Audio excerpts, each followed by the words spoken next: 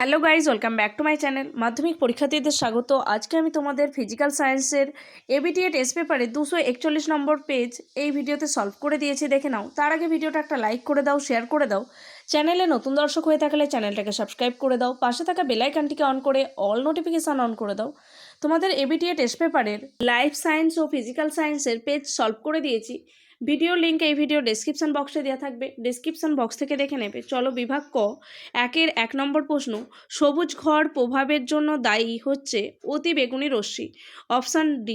একের 2 নম্বর প্রশ্ন। প্রদত্ত কোণটি 310 কেলভিনের সমান। আচ্ছা, এখানে কেলভিন থেকে সেলসিয়াসে চেঞ্জ করতে হবে। তাহলে দেখো, কেলভিন এবং সেলসিয়াসের স্কেলগুলির মধ্যে সম্পর্ক হচ্ছে kelvin equals to degree Celsius plus 273। তাহলে এখানে আমাদের কেলভিন কত কেলভিন বলা আছে? 310 কেলভিন। তাহলে 310 কেলভিন ইকুয়ালস টু হয়ে যাবে ডিগ্রি সেলসিয়াস প্লাস 273। তাহলে দেখো, 273 কেলভিন এদিকে এসে বিয়োগ হয়ে যাবে। তাহলে 310 kelvin minus 273 kelvin equals to degree Celsius. এটা বিয়োগ করলে হয়ে যাবে 37। তাহলে হচ্ছে 37 ডিগ্রি সেলসিয়াস। তাহলে 310 কেলভিন সমান হয়ে যাবে 37 ডিগ্রি সেলসিয়াস। অপশান বি হয়ে যাবে সঠিক অ্যান্সার। নেক্সট কোয়েশ্চেন, 3 নম্বর প্রশ্ন। একটি গ্যাসীয় মৌলের বাষ্প ঘনত্ব 24, মৌলটির অণু পরমাণু হলে পারমাণবিক ভর কত হবে? পারমাণবিক ভর হয়ে যাবে 16। কিভাবে হচ্ছে সেটা দেখে নাও। আমরা জানি মৌলের আণবিক ভর ইকুয়ালস টু 2 ইন্টু বাষ্প ঘনত্ব। প্রদত্ত যে মৌলটা দেওয়া আছে তার বাষ্প ঘনত্ব হচ্ছে 24। মৌলটির আণবিক ভর হয়ে যাবে কত?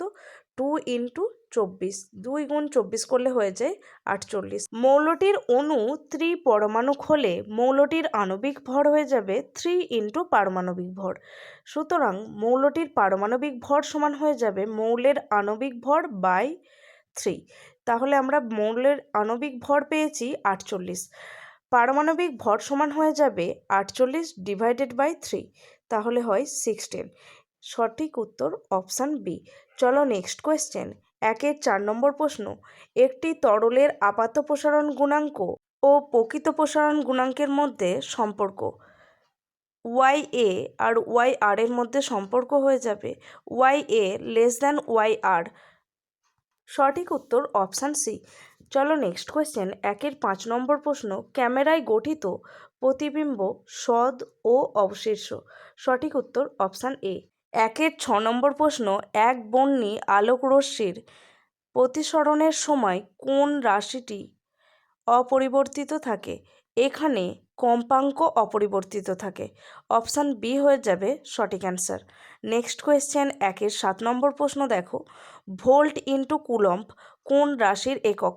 ভোল্ট ইন্টু কুলম্ব কার্যের একক। অপশান এ হয়ে যাবে সঠিক অ্যান্সার। Next question. 8 নম্বর প্রশ্ন দেখো।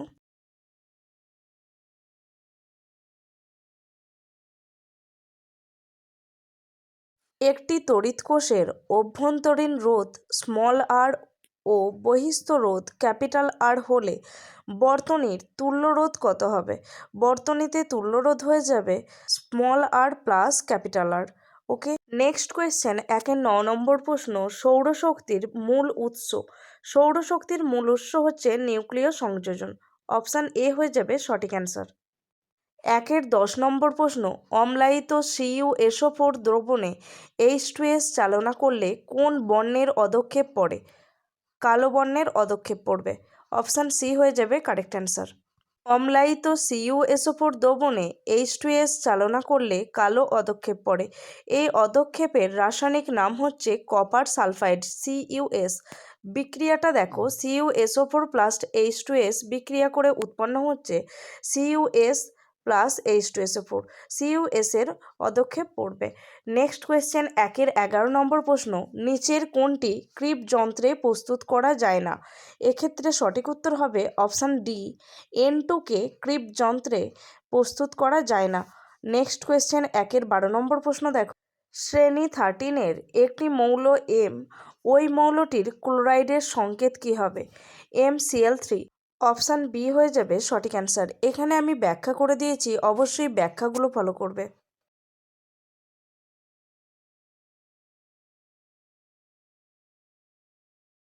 13 নম্বর প্রশ্ন। ম্যাগনেটাইট কোন ধাতুর আকরিক? ম্যাগনেটাইট হচ্ছে আয়রনের প্রধান আকরিক। অপশান এ হয়ে যাবে সঠিক অ্যান্সার এফি। ম্যাগনেটাইটের সংকেত হচ্ছে Fe3O4। নেক্সট কোয়েশ্চেন 14 নম্বর প্রশ্ন, বিমানের কাঠামো তৈরিতে ব্যবহৃত সংকর ধাতু হচ্ছে ডুরালুমিন। অপশান সি হয়ে যাবে সঠিক অ্যান্সার। নেক্সট কোয়েশ্চেন 15 নম্বর প্রশ্ন, অ্যাসিটিলিনের সমগণ হচ্ছে প্রোপাইন। অপশান সি হয়ে যাবে সঠিক অ্যান্সার। অবশ্যই ব্যাখ্যাগুলোকে ফলো করবে। নেক্সট কোয়েশ্চেন 2 দাগের 1 নম্বর প্রশ্ন, বায়ুমণ্ডলের কোন স্তরে গ্যাসের অণুগুলি আয়নিত অবস্থায় থাকে? উত্তর হবে আয়নোস্ফিয়ারে। অথবা দিয়ে প্রশ্ন আছে দেখো, বায়ুমণ্ডলের কোন স্তরে কৃত্রিম উপগ্রহ স্থাপন করা হয়? বায়ুমণ্ডলের থার্মোস্ফিয়ারে কৃত্রিম উপগ্রহ স্থাপন করা হয়। নেক্সট কোয়েশ্চেন 2 নম্বর প্রশ্ন দেখো, একটি জৈব গ্রিনহাউস গ্যাসের নাম লেখো। Methane, CH4। জৈব গ্রিনহাউস গ্যাস হচ্ছে মিথেন। নেক্সট কোয়েশ্চেন 3 নম্বর প্রশ্ন, PV equals to W/M into RT সমীকরণে এম হলো ড্যাশ, এম হলো মোলার ভর। সঠিক উত্তর হয়ে যাবে মোলার ভর। নেক্সট কোয়েশ্চেন 4 নম্বর প্রশ্ন দেখো, উষ্ণতার পরম স্কেলে বিশুদ্ধ জলের হিমাঙ্ক কত? উষ্ণতার পরম স্কেলে বিশুদ্ধ জলের হিমাঙ্ক হচ্ছে 273 কেলভিন।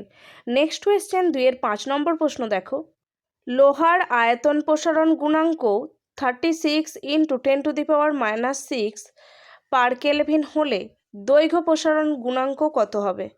লোহার আয়তন প্রসারণ গুণাঙ্ক 36 × 10⁻⁻6 পার কেলভিন হলে লোহার দৈর্ঘ্য প্রসারণ গুণাঙ্ক হয়ে যাবে 36 × 10⁻⁻6 পার কেলভিন ডিভাইডেড বাই 3 করলে হয়ে যায় 12 × 10⁻⁻6 পার কেলভিন। অথবা দিয়ে একটি প্রশ্ন রয়েছে দেখো, লোহার ক্ষেত্র প্রসারণ গুণাঙ্ক ও আয়তন প্রসারণ গুণাঙ্কের অনুপাত কত? লোহার ক্ষেত্র প্রসারণ গুণাঙ্ক বিটা ও আয়তন প্রসারণ গুণাঙ্ক গামা হলে অনুপাত হয়ে যায় 2:3। 6 নম্বর প্রশ্ন, অবতল দর্পণের ফোকাস ও বক্রতা কেন্দ্রের মধ্যবর্তী কোনো বিন্দুতে রাখা বস্তুর প্রতিবিম্ব কোন অবস্থানে গঠিত হবে? অবতল দর্পণের ফোকাস ও বক্রতা কেন্দ্রের মধ্যবর্তী কোনো বিন্দুতে রাখা বস্তুর প্রতিবিম্ব দর্পণটির ফোকাসের বাইরে গঠিত হবে। অথবা দিয়ে যে প্রশ্নটা আছে দেখো, কোন ক্ষেত্রে মিউ ইকুয়ালস টু সাইন I/সাইন R সম্পর্কটি প্রযোজ্য নয়?